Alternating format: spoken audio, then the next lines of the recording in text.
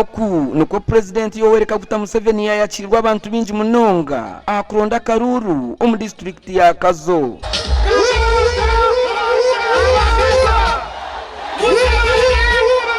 Omurkazo President Museveni yabashaba obushagiki okubasa kongera entunguka kandi hona yabaraganisa okubakorera n'enguto ya Kolas eyakazorwa emikoma okuza kyegegwa.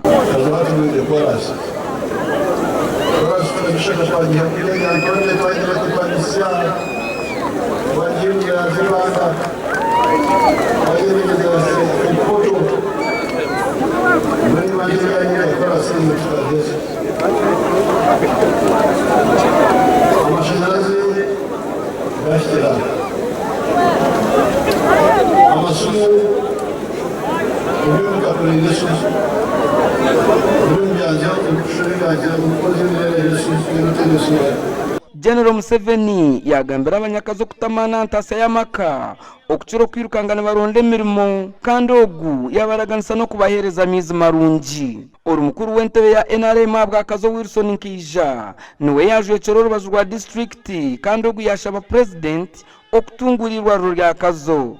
Your Excellency, ebe byono n'ubuturi kubishaba ntweshunga nk'uko abantu beshunga ko twakureba kumkani tumanya ngo uze kubikora. Your Excellency, shaka kiti cyomere ntwenda amezi kwaga tuyiro muri Katonga bizuba birya ebyakaye bikayigara kandi nawe wa development ntacyo konteze kurusingiro umfamu yundijwe. Your Excellency, so access yo kuzabizbege mhande kargaho tecyoroho ntwetenda amezi agukorwa muri Katonga ako bakayabe sheke ndabashakira amezi baya Katonga mu mugamba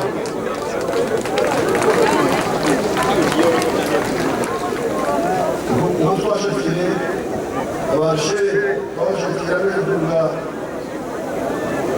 kakera bashyire kakera bishe abambara abashakira n'indunga kakera abambara bakashisha.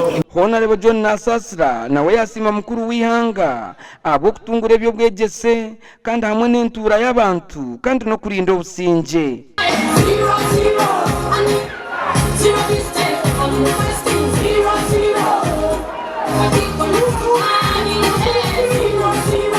Your Excellency, the President of the Republic of Uganda, the Commander-in-Chief of the Armed Forces, the Chairman of the mighty NRM, and now our presidential flag bearer.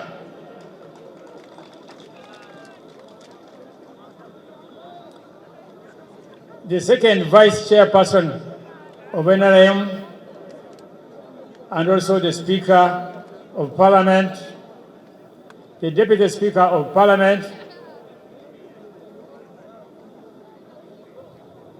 I don't know whether my son-in-law or my brother-in-law, Todong,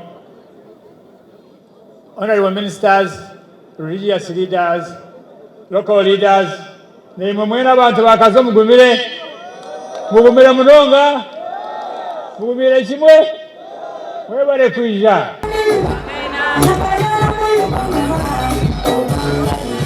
President Yoweri Kaguta Museveni yashaba abantu kuterera bine bendera ya NRM Akaruru. Gashaka Richard Nabwe omuri Kazo.